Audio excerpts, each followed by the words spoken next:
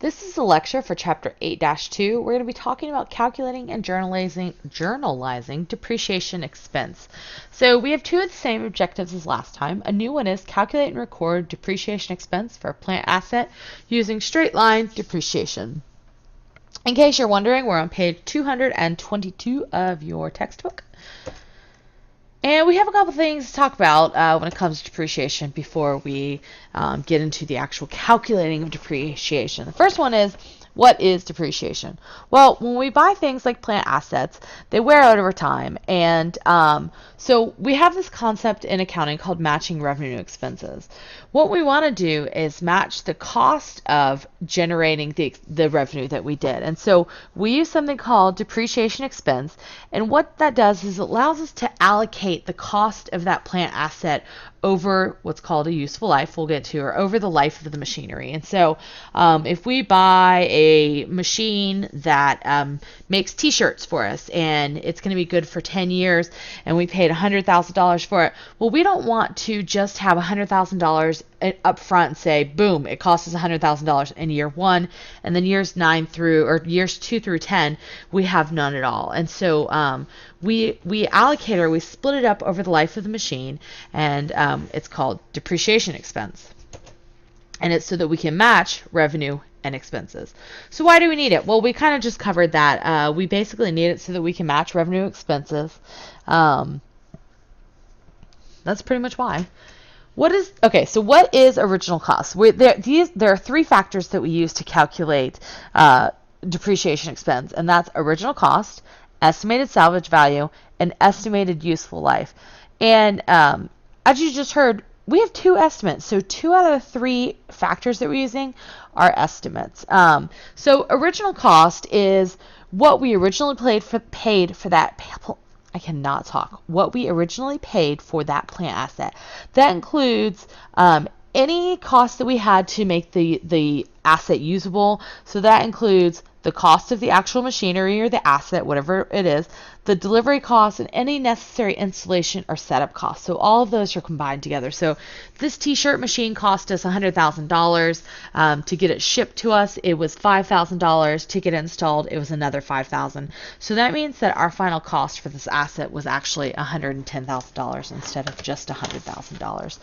It's important to note that land does not have depreciation expense. It's considered permanent in nature, and so pretty much what we buy it at is what it stays on the books at, which is a concept called historical costs. And the only time that we increase or decrease land value is when the land is sold or disposed of. So original cost for an asset is what we paid for the item, any transportation costs, and any setup or installation costs. What is the salvage value? Salvage value is also known as residual value, scrap value, and trade-in value. So salvage value is one of the estimates, right? Original cost is a solid number. There's no guessing about how much we paid for something. If you went to a store and you bought a t-shirt and it cost you $10, it cost you $10, right? End of story. Salvage value, though. So that would be, to stick with the t-shirt examples, you bought this t-shirt and you said, at the end of the life of this t-shirt, I think I'm going to take it down to Buffalo Exchange or Plato's Closet, and I think Plato's Closet will give me $3 for it. So that means that your salvage value is $3. So you said, after this shirt has fulfilled its purpose, after it's lasted as long as I think it's going to last, I should be able to get $3 from it. And again, this is an estimate. It's very hard to guess what it's going to be worth. What if the shirt you bought was neon pink and it had hot green writing on it because there's been an 80s revival for some bizarre reason. And you thought, yeah, I'll be able to get $3 for the shirt. And you take it out of Plato's Closet and sort of like half-price books. Have you ever tried to sell any books to half-price books? You think I'll get $3 for the shirt, and really they're going to give you 10 cents for it. So that's why salvage value is so hard to estimate. And for a year is not such a hard amount of time to estimate. give an estimate for.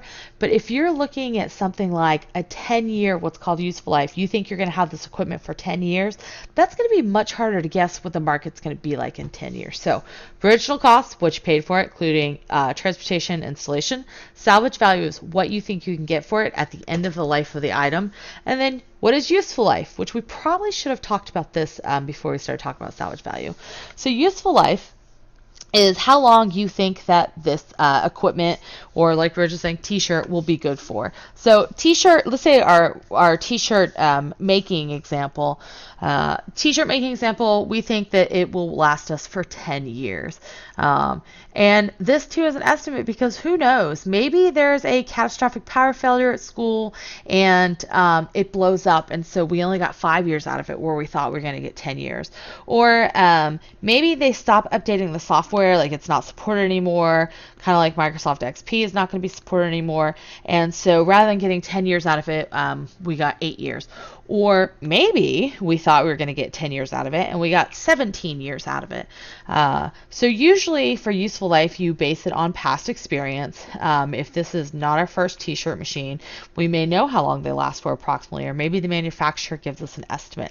If we have nothing to go on for estimating how much this machinery, the plant asset, is going to cost us, the IRS has an estimated useful life for all sorts of things, computers and cars and furniture and machinery, and depending on what it's on. So if you have nothing else to reference, you can go reference the IRS's information, and they will say, this is what we think is the useful life of your item or your plant asset or your asset in general.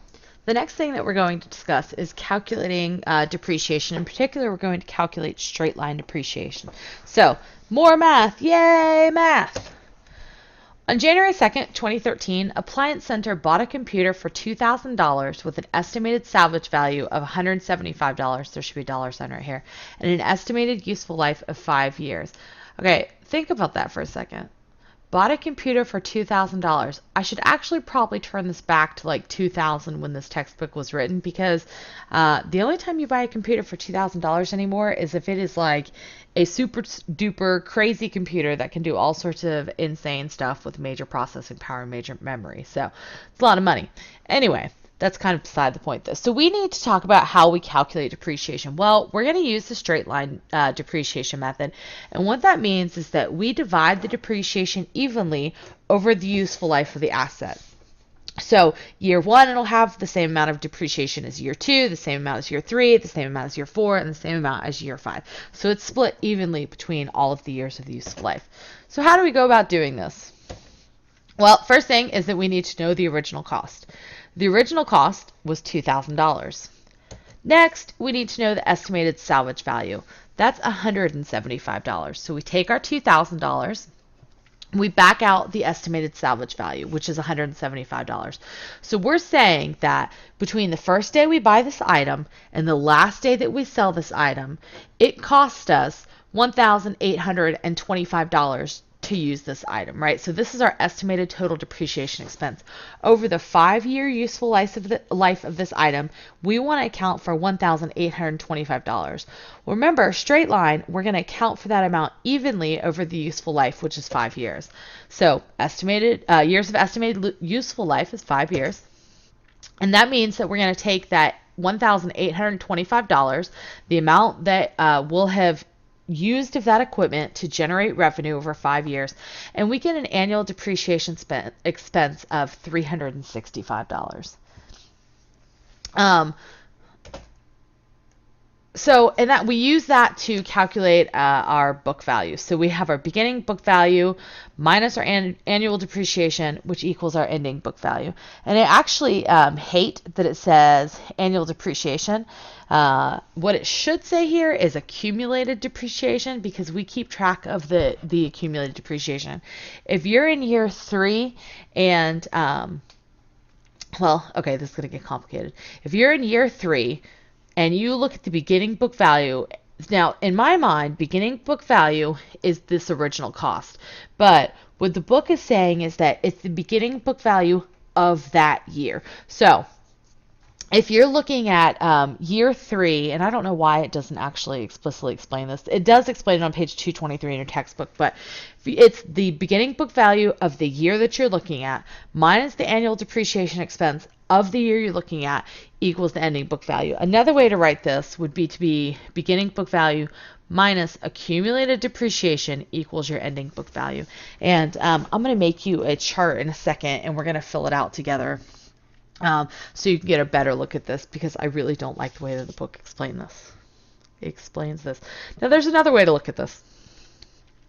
We can use a percentage method. And again, I'm not doing the math for you. I probably should have created the slide for this so it doesn't confuse you. But it's called, so what you can do is you can say, okay, 5 years, that means each year, you take 100 divided by 5, and that gives you 20%, right? Each year, you take 20% of the estimated total depreciation expense, and that will give you your depreciation expense of the year. So if you take 100 divided by 5, you get 20 for 20%. You multiply 20%, or 0.2 times $1,825, and you get $365 a year. You could do it either way. I'm a math person. I like to know multiple ways to do things. I know several of you are like, oh my gosh, please just give me the easiest way possible. So anyway, so now we're going to talk about recording depreciation on plant asset records. And I'm going to warn you, this is one ugly slide. So every year we calculate our depreciation expense, and we go ahead and we record it on the plant asset record, right? Well, this is what a plant asset record looks like. Why they didn't use the prior example, I have no idea. But this is what the entire plant record looks like over the useful life of this equipment, right? So useful life was 5 years, and both of these are partial years. Now, once the book value reaches the salvage value of the equipment, so here's our estimated salvage value, we stop recording depreciation expense. So book value should sit at estimated salvage value. So if we thought the equipment was going to last us for 5 years, and it lasted us for 7 years, well, those last 2 years, as long as the book value is down to estimated salvage value, we don't continue to record depreciation expense. So this slide, I mean, it's a mess is what this slide is. Okay, calculate annual depreciation. So we have original cost, which was $700, our estimated salvage value, which is $100. It means that our estimated depreciation expense in total for the useful life of the item is $500. So how much does that mean that we're going to depreciate per year? We divide that 600 by our estimated useful life, and we get an annual depreciation expense of $120, which we could have also taken the estimated depreciation expense of 600, multiplied it by 20%, which is 100% divided by 5, and gotten $120. Okay, so calculate the accumulated depreciation. The way that we calculate the accumulated depreciation, and you are about to get this explained to you again. After going through the book slides, I am going to go through my own method and show you, because I just think this is, it's a little confusing. So accumulated depreciation is calculated by the prior year's accumulated depreciation and adding this year's depreciation expense. So you take prior, so year 1, well, we had no prior year accumulated depreciation, right? So we took prior year, which was 0, we added this year's depreciation expense, and we get 50. So for year 2's accumulated depreciation, we take the prior year's accumulated depreciation, we add this year's depreciation expense, and we get the current accumulated depreciation. Year 3, we take the prior year accumulated depreciation, add the current year accumulated depreciation expense, and we get the accumulated depreciation. So let's finish going through the slides. Depreciation expense plus accumulated depreciation equals $290. Like I said, these slides are a mess. Oh my goodness. So this says year 3 depreciation expense, year 2 accumulated depreciation expense equals year 3 accumulated depreciation. And I said accumulated depreciation expense is just accumulated depreciation. Calculating our ending book value. Okay, so this is where you take your original cost, $700, and you back out or subtract your accumulated depreciation. So if we wanted to know the book value for year 5, we'd take our original cost of $700, we'd subtract our accumulated depreciation of $530, and we get $170. Right? Right, and they use year 3 for an example. 700 minus 290 equals $410. If you are completely lost at this point, I hope you're writing stuff down, but don't feel too bad, because I will further explain this, I promise you. One other thing that I should point out to you, did you notice that for this year, it only has a $50 annual depreciation expense? Well, didn't we calculate it to be $120? So what they forget to tell you on the slide, and they don't cover until later in this section, is how to calculate depreciation expense for part of a year. And so all we do, so say we round to the nearest part of a month, right? So we bought this August 8th. So we are going to count depreciation for the month of August. And basically what you do is you take your annual depreciation expense, you divide it by 12. That gives you your monthly depreciation expense. That is the smallest amount of depreciation you can have. We don't have daily. The smallest it goes is monthly. So you take this 120, divide it by 12. So that gives us $10 a month of depreciation, right? Okay, this is a trick I learned in accounting, and they literally told us, I want to see you counting on your fingers during a test. So you're going to calculate, how many months we took depreciation for in year one.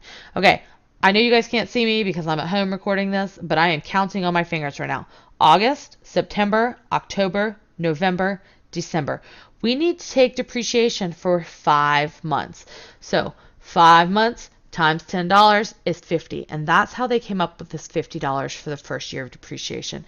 Now, I am very tempted to be like, okay, August is the 8th month, the year has 12 months, therefore 4 months. No, that's why I count on my fingers, because that make sure I'm counting every month as it's supposed to be. I can't even tell you what a common mistake this was in my first 2 accounting classes. And so use your fingers if you have to. And anyone who snickers at using your fingers probably got it wrong anyway. The last thing we're going to talk about before I go back through and show you what I think is a more organized way to do this is journalizing annual depreciation expense. So we calculate all of our depreciation each year, right? First year we had 50, second year we had 120, et cetera, et cetera. We have to put those in journal entries. Well, it goes in the general journal. It doesn't fit in any of our special journals. It's not a purchase of merchandise. It's not a sale of merchandise. It's not a cash receipt. And it's not a cash payment, right? This is an internal amount that we are moving around in accounts. Well, our debit goes to depreciation expense, office equipment. Depreciation expense is an expense. It is increased with the debit. I think I've told you guys this 100,056 billion times. An expense is increased with the debit. We are increasing this expense. It's going to be our debit.